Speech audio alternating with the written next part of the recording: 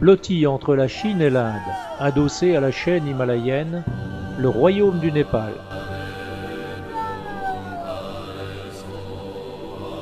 Dans la haute région du Khumbu, le périple dure 14 jours.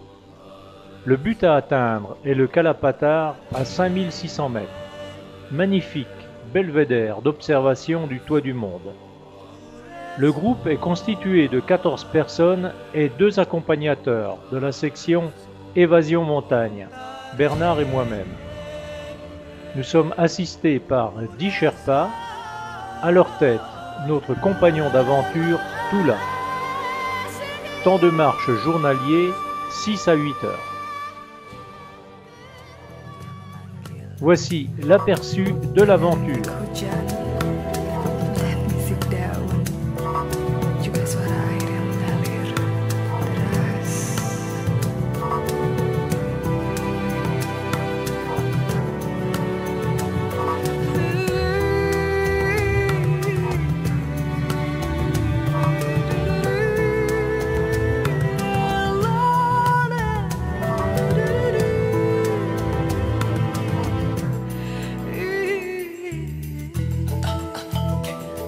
Le trekking, c'est une aventure personnelle qui n'est pas obligatoirement un exploit. Se laisser surprendre par des paysages grandioses, de gravir des sommets, d'aller à la rencontre de populations aux coutumes différentes, de subir le choc culturel inhérent au contact d'autres civilisations, d'élargir ses horizons, d'aller au bout de soi et de reconnaître ses limites, de vivre autrement, de faire un voyage intérieur. En somme, une occasion de découvrir et de se découvrir.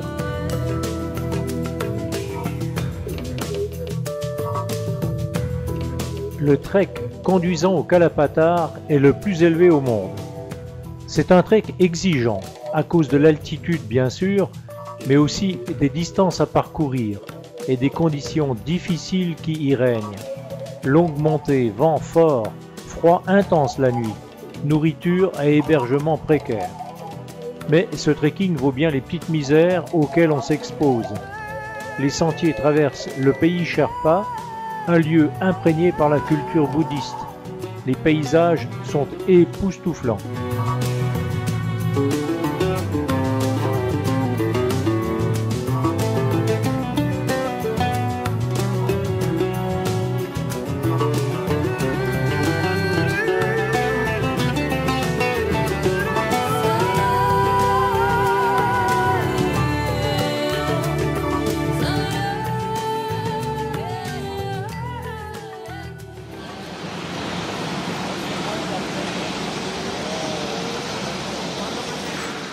Dans la minuscule carlingue du bimoteur, il faut s'entasser avec nos bagages.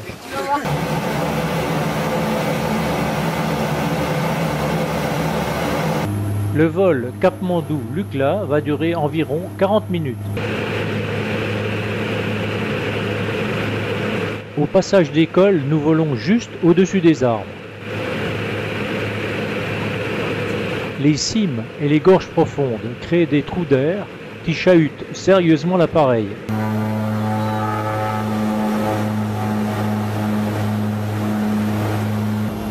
Juste avant l'arrivée sur Lukla, nous plongeons sur la piste, aménagée sur un plateau en pente. Le but est de ralentir l'avion en fin de roulage.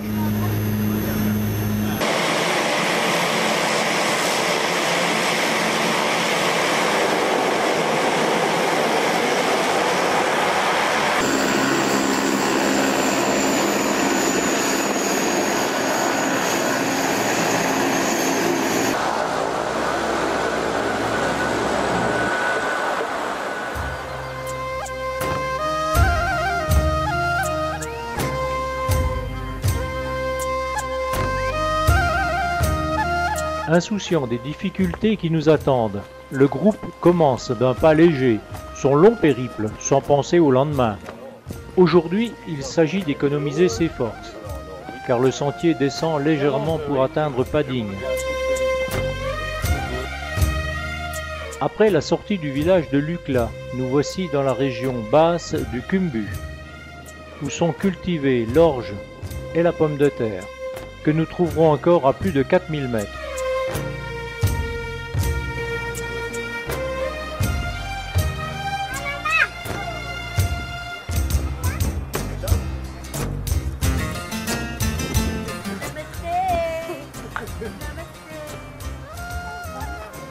Namasté, formule de politesse équivalente à notre bonjour.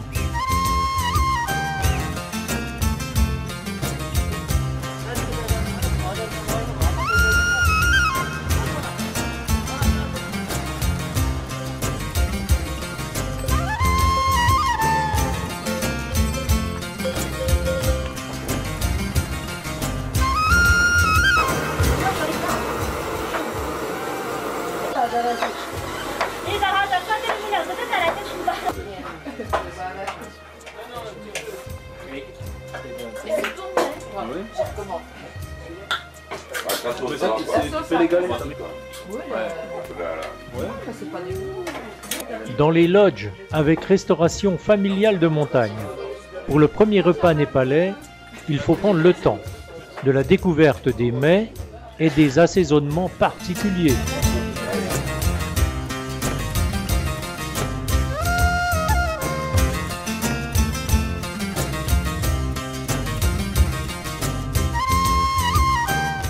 Ces grosses pierres sont gravées de prières bouddhistes. Une phrase revient souvent, Om Mani Padme Hum, le joyau est dans le lotus.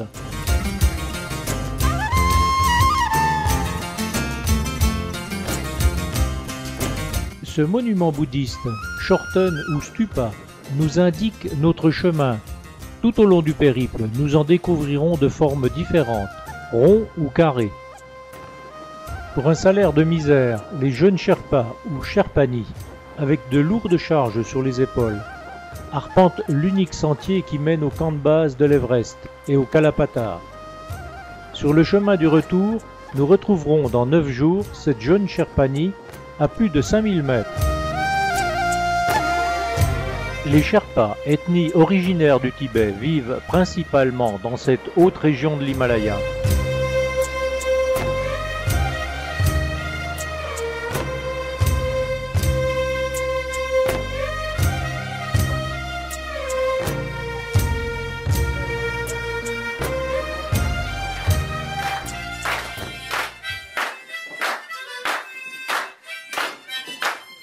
Dès la première soirée, l'entente et la bonne humeur s'installent parmi nous. Malgré la fatigue, les difficultés endurées tout au long du trek, cette bonne ambiance ne nous quittera jamais.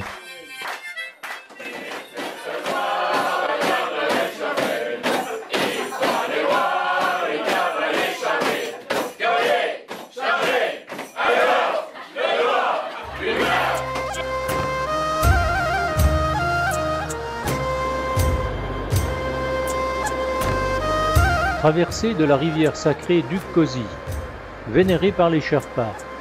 Elle prend sa source au camp de base de l'Everest.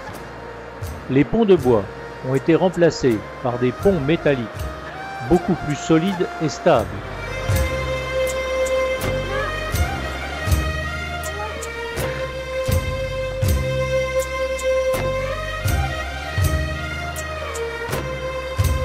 Il y a 50 ans, les conquérants de l'Everest ont emprunté ce même sentier. Il est le seul lien de communication et de ravitaillement pour les populations. Les plantations de pommes de terre sont soigneusement entretenues. Le sarclage est fait par les femmes. Les hommes sont très souvent embauchés par les expéditions. J'oubliais, je vais quand même vous présenter l'équipe. Josette, Jean, Brigitte, Alain, Daniel, Claude, Serge, Urbain,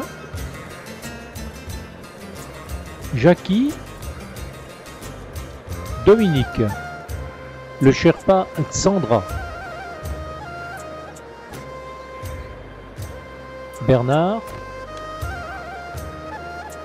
Jean-Claude, un deuxième Jean-Claude, Daniel, Michel et moi-même derrière la caméra.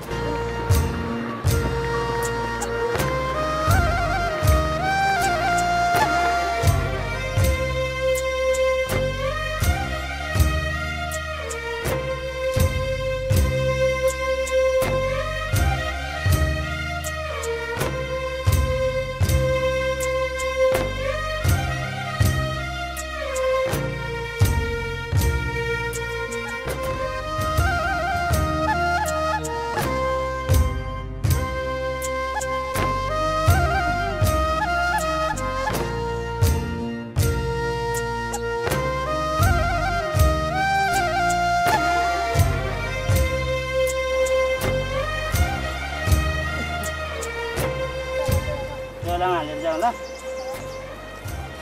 कहाँसम्म जानुपर्ने त्यो गएर हो Pour ces petits écoliers, il n'y a qu'une seule école pour tous les hameaux. Souvent éloignés de plusieurs kilomètres, le chemin est long et la traversée des ponts est quotidienne.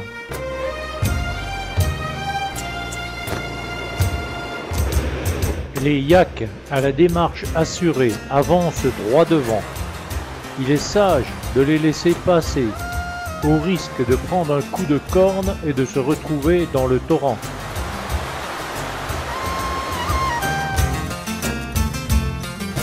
La montée est longue et pénible sous un soleil de plomb. Il s'agit de progresser doucement pour économiser son énergie. Après une succession de montées, de descentes, le sentier prend subitement un dénivelé important, fait de marches irrégulières, casse-pattes, qui font souffrir les animaux lourdement chargés.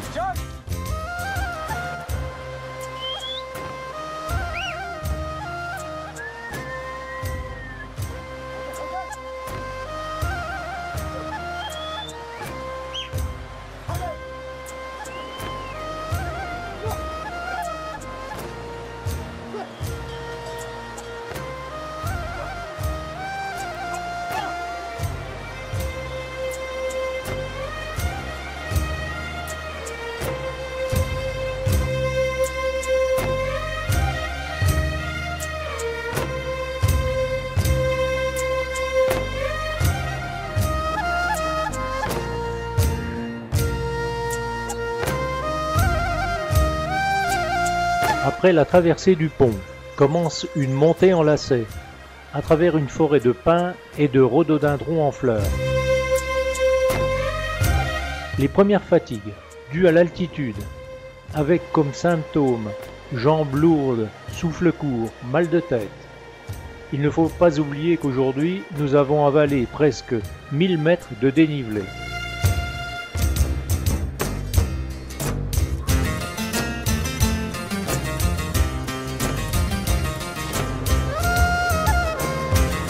Au pied du Shorten, coiffé de son bonnet jaune, et au bord du ruisseau traversant Nanché Bazar, les femmes, indifférentes à notre passage, lavent leur linge.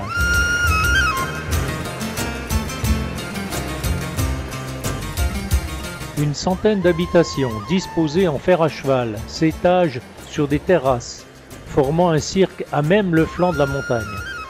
Nanché Bazar constitue la plaque tournante du commerce caravanier entre l'Inde et le Tibet. De nombreux sommets enneigés bouchent l'horizon, dont le Tamserku à 6600 mètres et le Kantega 6700 mètres.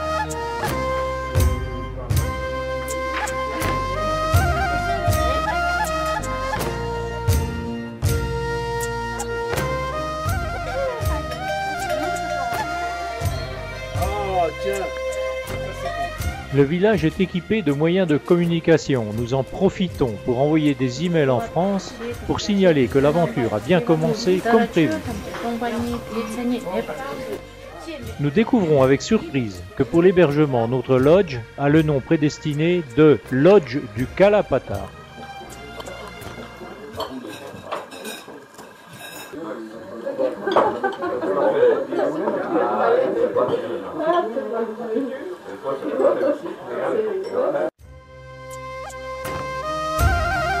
De Nanché Bazar à Kunjung, le trajet est court. Le dénivelé positif de 400 mètres seulement va permettre à notre organisme de s'acclimater progressivement à l'altitude.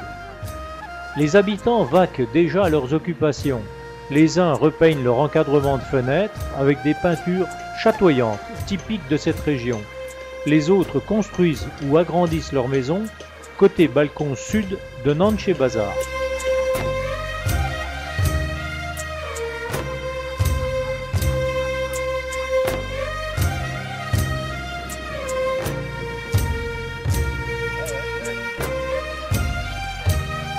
Le temps est magnifique, la température idéale pour progresser en flânant et mieux admirer le paysage.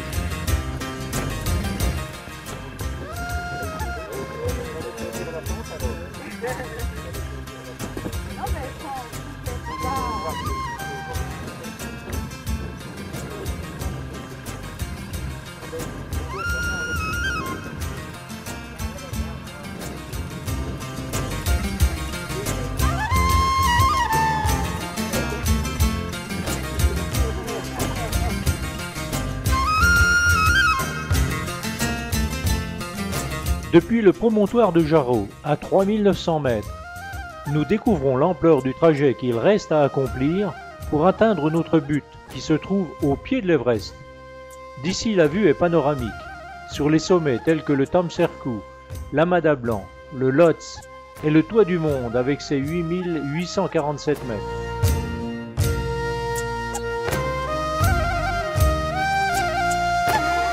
Après le col, descente sur le village de Kunjung. Passage obligé sous la porte d'entrée.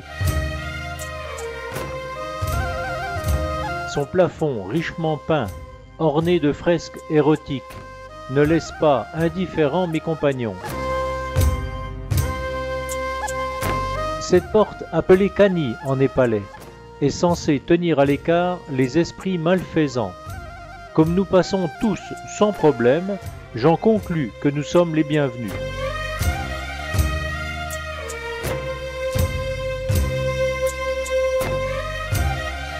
Généreux en cette période de l'année, le soleil réchauffe le village, adossé à la montagne.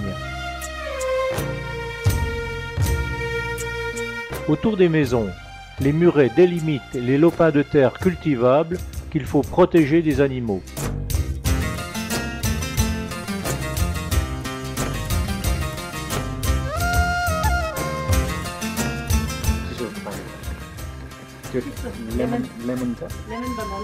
Nous sommes accueillis par la maîtresse de maison, souriante et affable.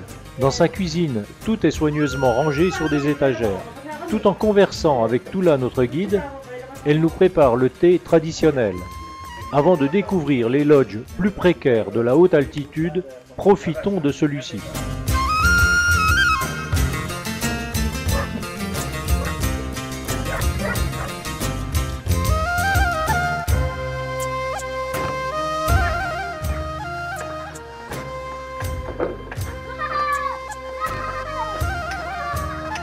Attiré par les bruits d'un chantier, j'assiste intéressé à la construction d'un grand lodge.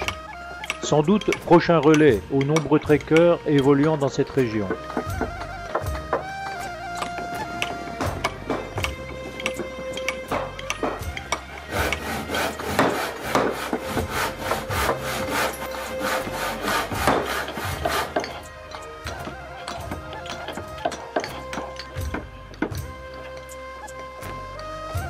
Tout est réalisé d'une manière artisanale, façonnage à la main, avec une grande précision. Je ne peux être qu'admiratif devant ce travail. Les murs de pierre sont naturellement tirés au cordeau.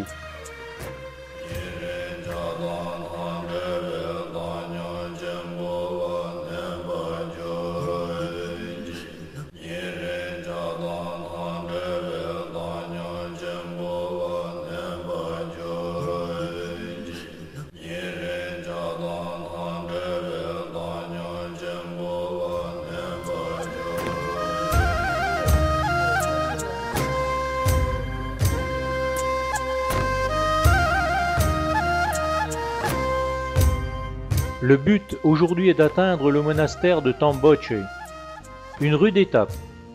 Le trajet va nous offrir d'importants dénivelés. Le mal des montagnes pouvant survenir à tout moment, nous sommes attentifs aux moindres symptômes.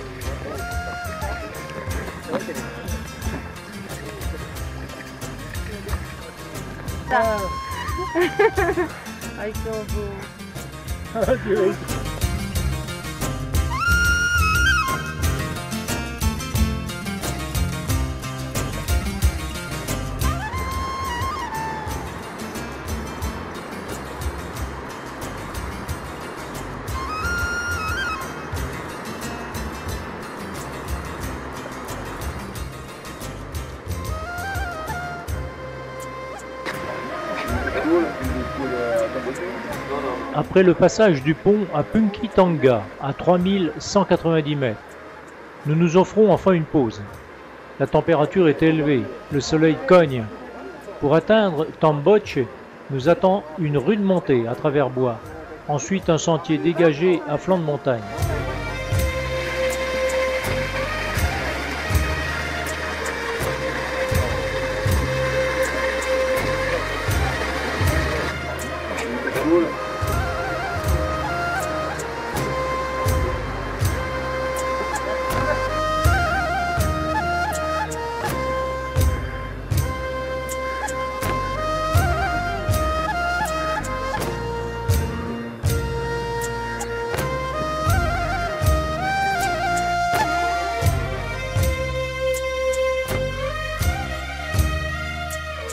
Dans une atmosphère de brume se dévoile fièrement, implanté sur son plateau aérien, la Gompa de Tamboche, célèbre monastère bouddhiste.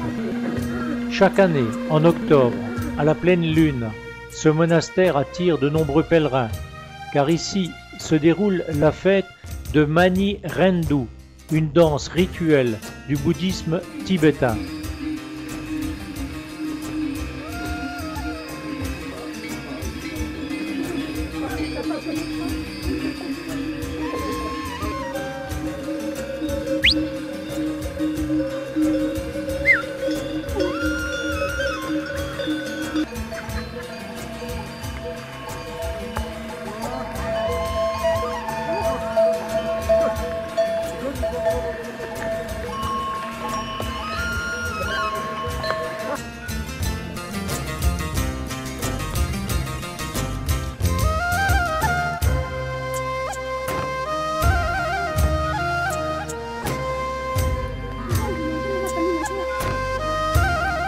Aujourd'hui, dimanche, la brume de la veille a complètement disparu.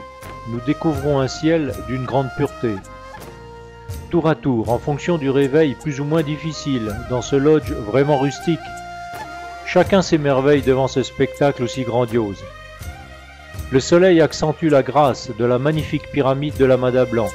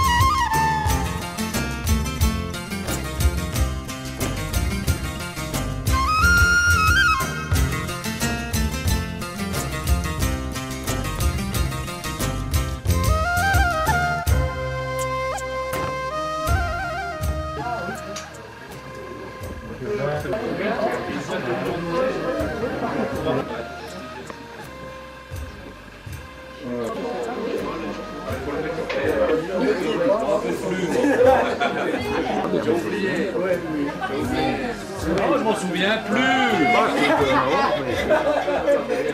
Il va falloir des couvertures, Après 5 journées de marche et d'ascension, les organismes commencent à ressentir la fatigue, qu'il fait bon se détendre et prendre un peu de repos. Cette halte à Perich sera doublement profitable pour tout le monde, car en plus de la journée d'acclimatation de demain, nous avons sur place un petit hôpital, bien sûr rudimentaire, mais utile pour prodiguer des conseils et ainsi essayer d'éviter le mal des montagnes. Il se manifeste par des maux de tête importants et obligerait la personne atteinte à redescendre au plus vite.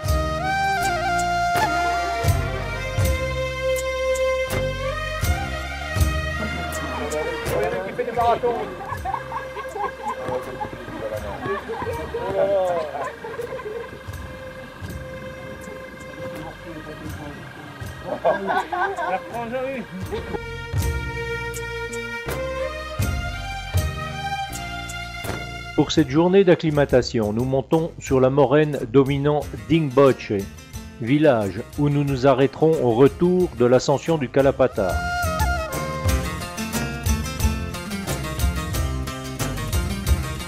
Au fond de la vallée, l'Island Peak, à 6200 mètres. Depuis ce promontoire sur 360 degrés, la vue est saisissante. Nous sommes entourés de sommets dépassant tous les 6500 mètres. Nous restons un moment contemplatif dans cet air vivifiant, à nous réchauffer au soleil. Les drapeaux de prière dispersent leurs louanges.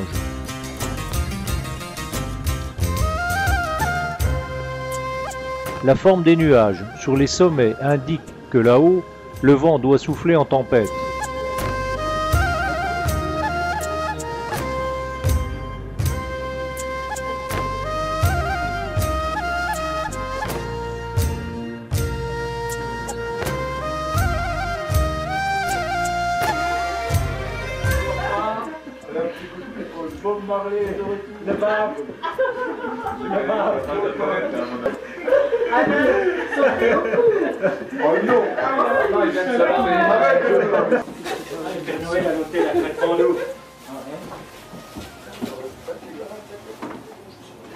Même l'hiver, il est de l'eau qui descend, tu vois, l'hiver. Il va faire le barrage Inou. Même l'hiver, tu vois, l'eau il est monté dans le village de Népal. Ouais. Coco, on y va. Tout le monde on y va.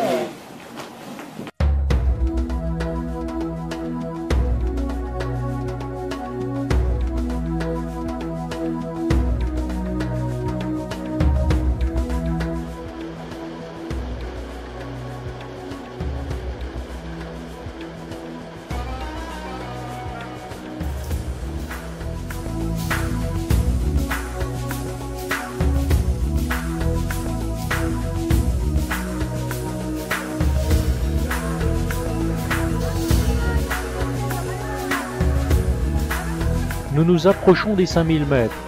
La progression devient lente et mesurée. Les Sherpas, pourtant habitués à ces altitudes, ralentissent le pas.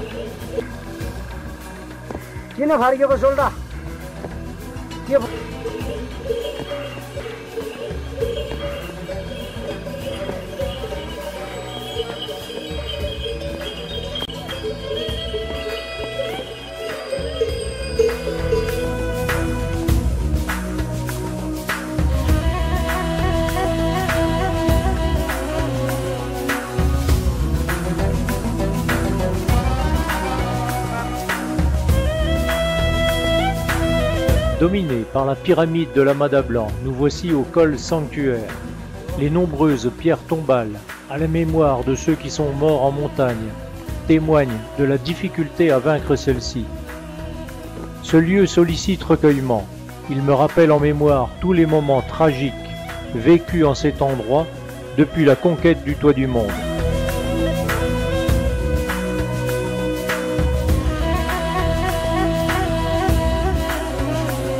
Après le passage du col, marchant maintenant sur la bordure ouest du glacier du Khumbu, nous jouissons d'une vision élargie, vue superbe sur le Pumori, 7200 mètres, montagne en forme de cône presque parfait. En face, les montagnes séparant le Népal du Tibet. À droite, le Nuptse, imposant massif du haut de ses 7860 mètres.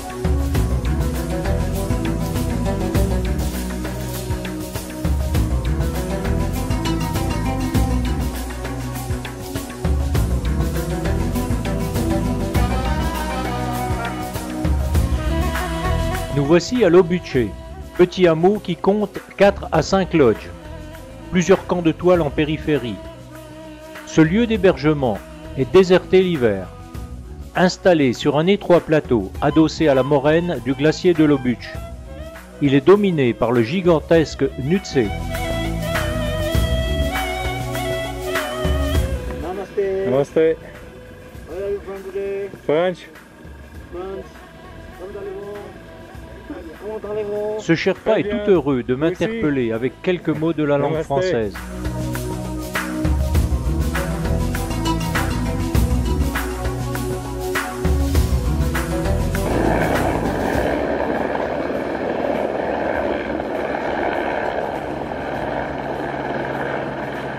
Dans ce décor de titan, insectes insignifiants, l'hélicoptère qui transporte ravitaillement et évacue un blessé, titube et vacille.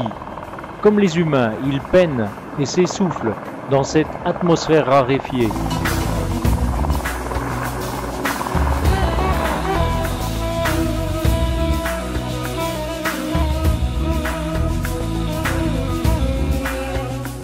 La flore doit se protéger des températures diurnes très basses, -10 pour ce mois d'avril. Pour leur survie, les animaux luttent constamment.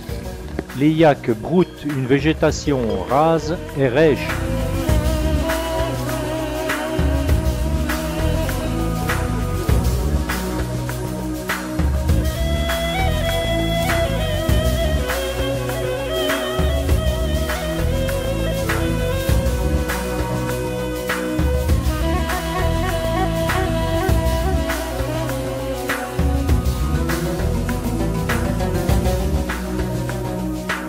Le sentier s'étire à travers un vaste système glaciaire.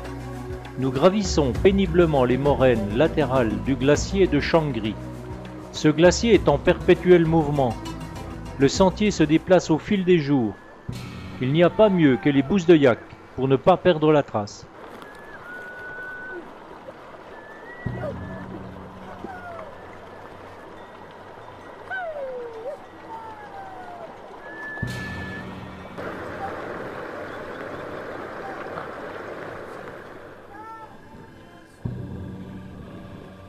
Juste avant la descente sur Gorachep, l'énorme glacier du Khumbu se love sous nos pieds. Attention à ces pièges mortels. On distingue sur la droite la cascade de glace. Passage toujours dangereux, mais obligatoire pour l'accès à l'Everest.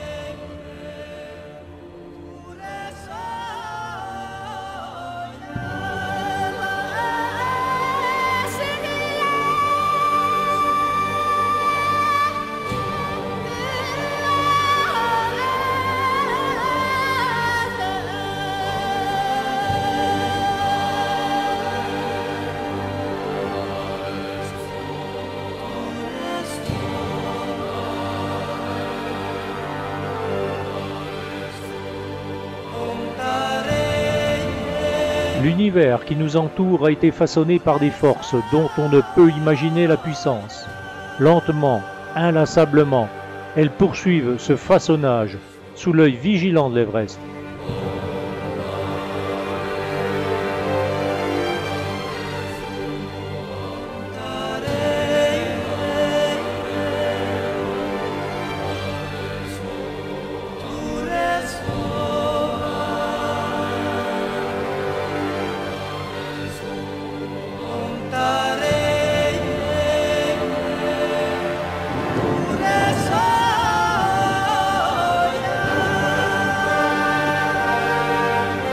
La dernière partie de l'ascension est éprouvante. Il me faut beaucoup de volonté pour ne pas renoncer.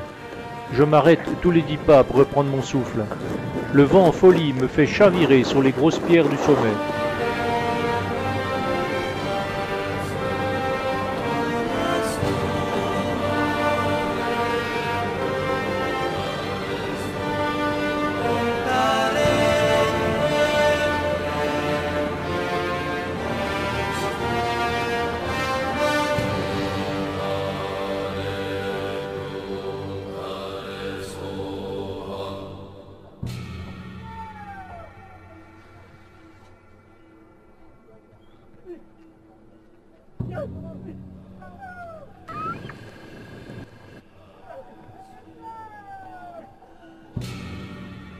Dans cet univers de roches, il est bien difficile de trouver sa nourriture. Ces deux perdrix des neiges viennent jusque dans ma main quémander quelques mie de pain.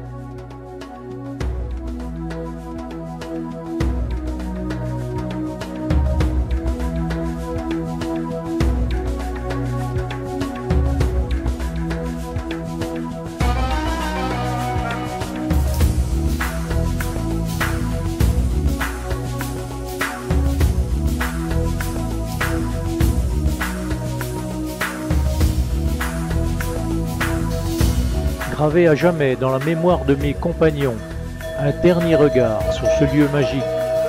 Le départ de Grachep sonne la retraite.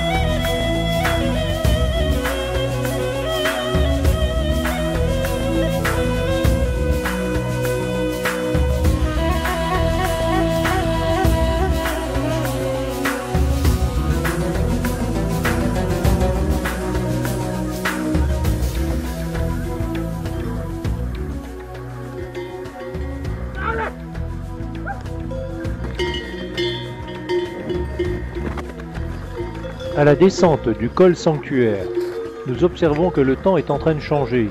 Quelques flocons commencent de tomber.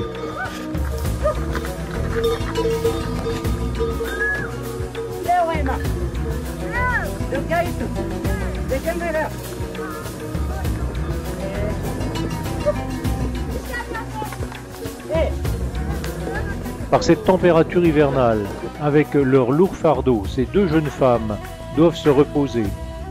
Josette se libère d'un pull pour le donner à cette jeune Sherpanie transie de froid.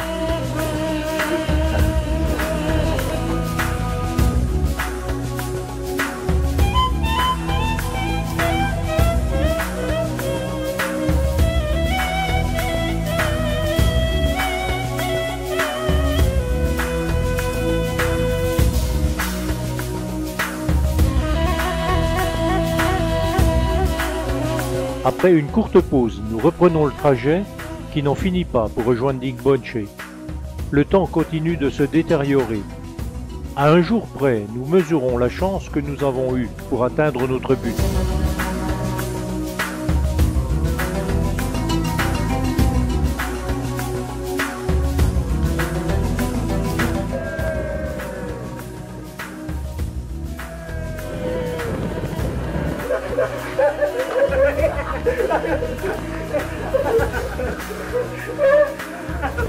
Ah!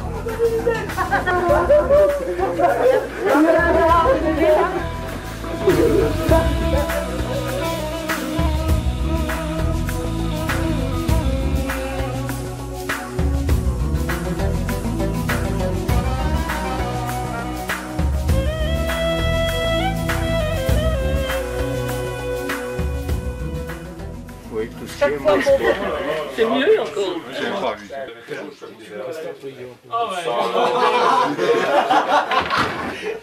Ouais. 24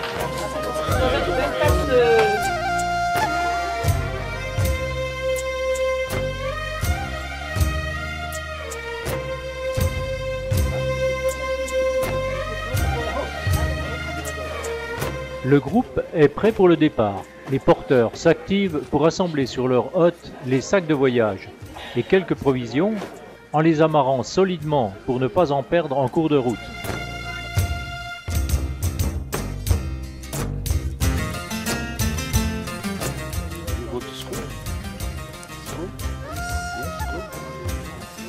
Je lui ai donné un cahier tout à l'heure. Pendant la nuit, une mince couche de neige est venue saupoudrer le paysage. La température a encore chuté. Le ciel bleu a complètement disparu. L'étape d'aujourd'hui n'offre guère de difficultés, mais comme toutes les autres étapes, elle sera constituée de descentes et de montées.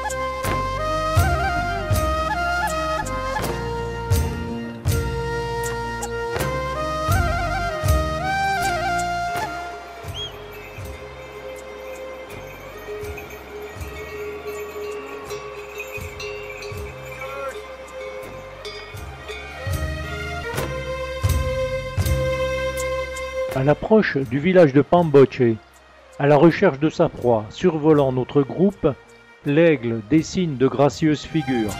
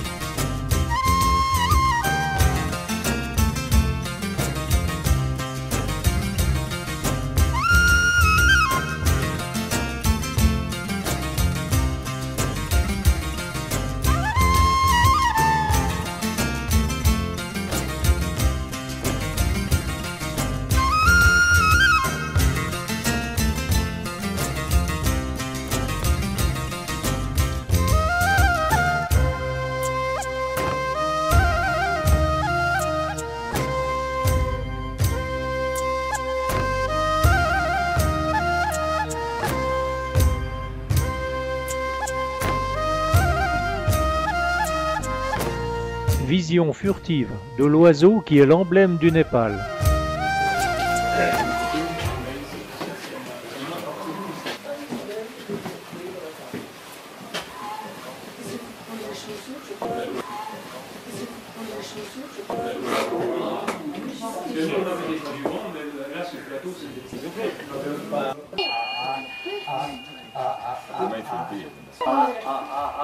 Oui,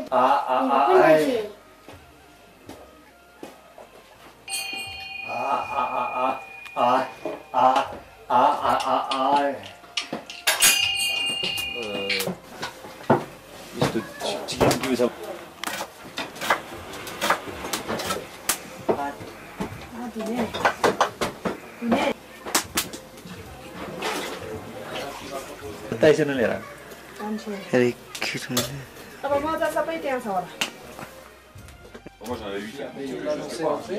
Oui, C'est peut-être ça que tu recherches.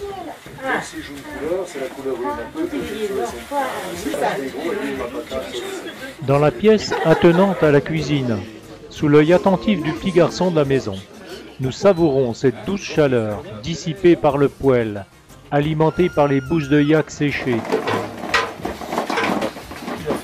Moi, un yam de 600. Fais gaffe à tes abattis. L'allumette, surtout ça. Il y a pas mal d'allumés. C'est pas la même chose.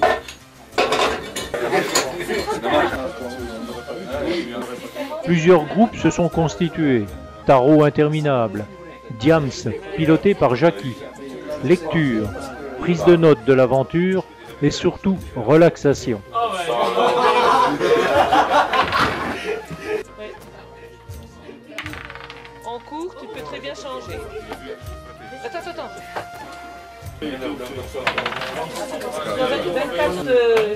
24 dans les coups. 3, 4, 5, 6. Je t'ai mis un bâton. On est obligé de remplir une case. Ah oui, Voilà, comme quand toi je t'ai annulé, je t'ai mis un bâton dans la petite suite. oui, tout ce qui Chaque est fois qu'on monstre. c'est mieux encore. J'aime pas 8. Allez, deux dans les 1.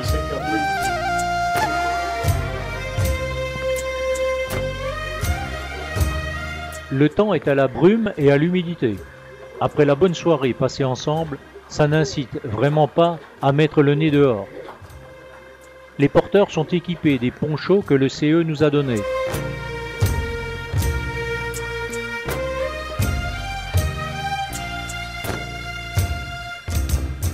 Cette étape de Pamboche à Nanche Bazar est sûrement la plus longue de toutes celles que nous avons réalisées.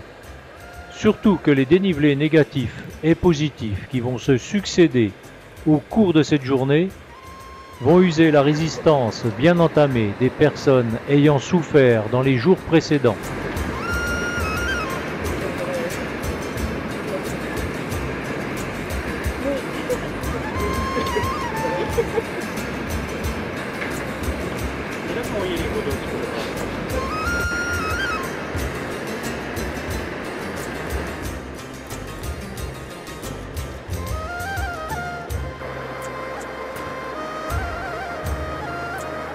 Que c'est des produits un peu plus naturels qu'ailleurs. Voilà, il y a les pommes de terre, tout ça, c'est quand même un autre goût.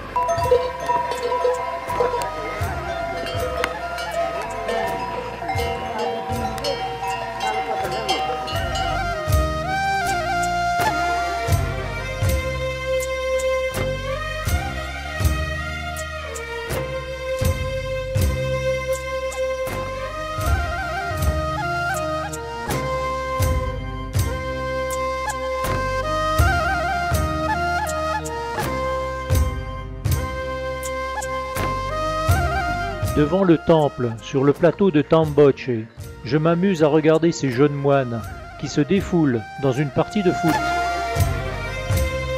À la sortie de Tamboche, on découvre l'étendue du chemin à parcourir.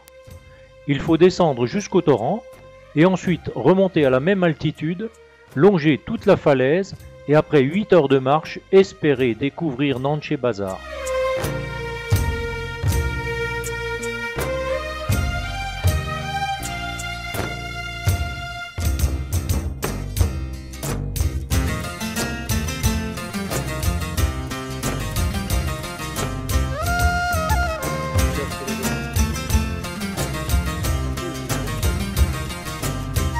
Ces petits moineaux exécutent à peu près les mêmes gestes que nous faisons tous les matins pour se laver que le bout du nez.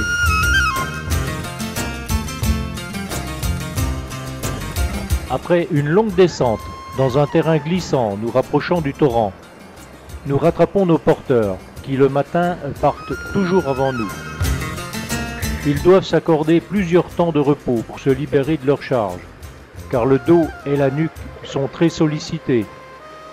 Un des leurs prépare le dal blat, repas traditionnel népalais, qui est composé de riz et de lentilles. À mon avis, cela doit tenir au ventre.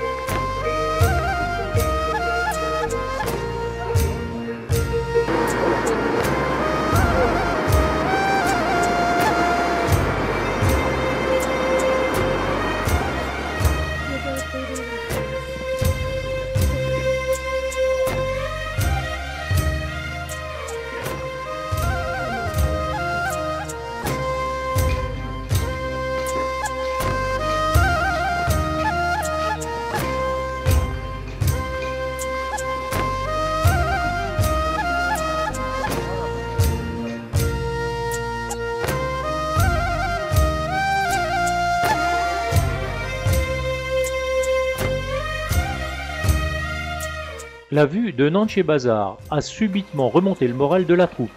Le village se situant entre la civilisation et l'isolement de la haute montagne, nous en profitons pour passer un coup de fil à nos familles. La France paraît bien lointaine.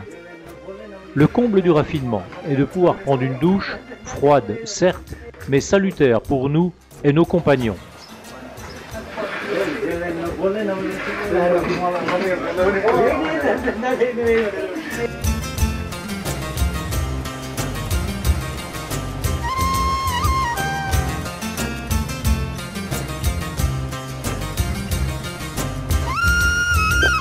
Pour éviter les glissements de terrain pouvant se produire pendant les fortes pluies d'été, ces ouvriers assurent la réfection des murs de soutènement.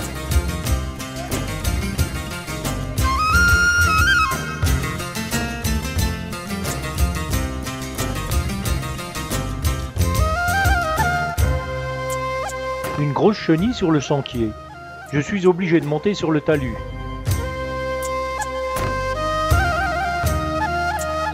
Une poutre impressionnante qui ornera sans doute un grand lodge ou sera transformée en statue.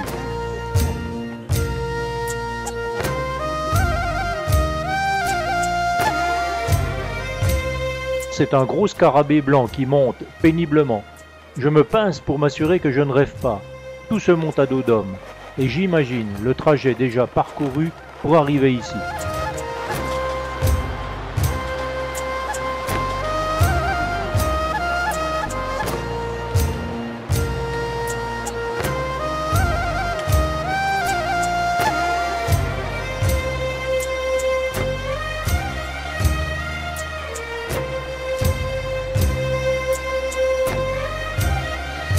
Le chemin qui nous sépare de Pading est encore long.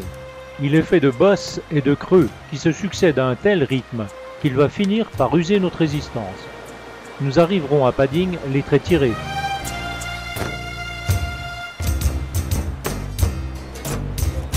Pendant la pause de midi, nous jouons avec ce petit garçon, insouciant et malicieux. Je me surprends à imaginer ce que sera sa vie d'adulte.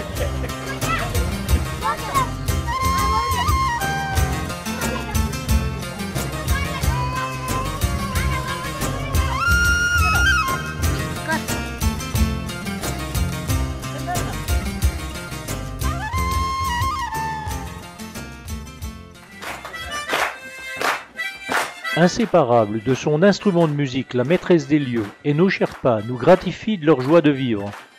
Une grande marque d'amitié s'est créée entre nous.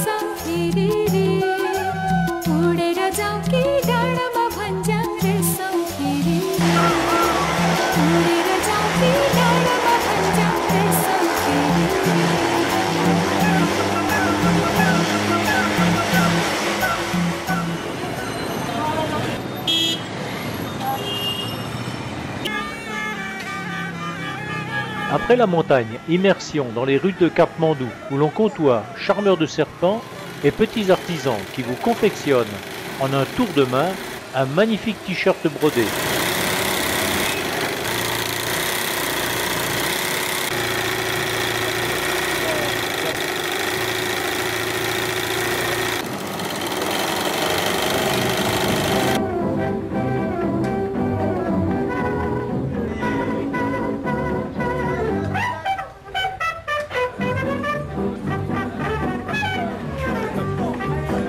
Enfin, pour agrémenter la fin de notre séjour, sous l'œil amusé des badauds, visite en pouce-pouce du quartier animé de Tamel.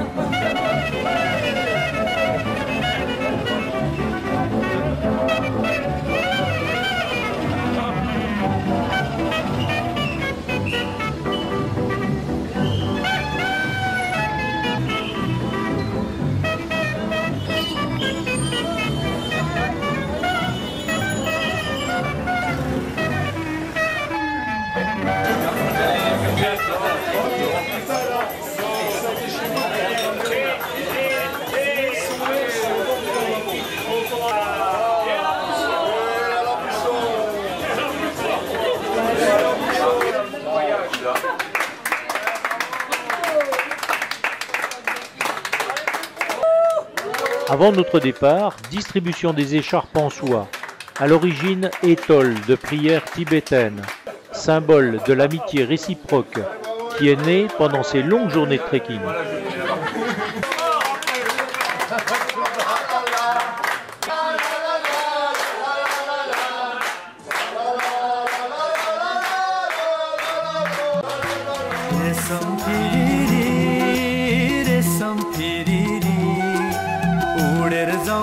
डाँडामा भञ्जङ रेशम फिरिरी उडेर जाउँ कि डाँडामा भञ्जङ रेशम फिरिरी रेशम फिरिरी रेशम फिरिरी उडेर जाउँ कि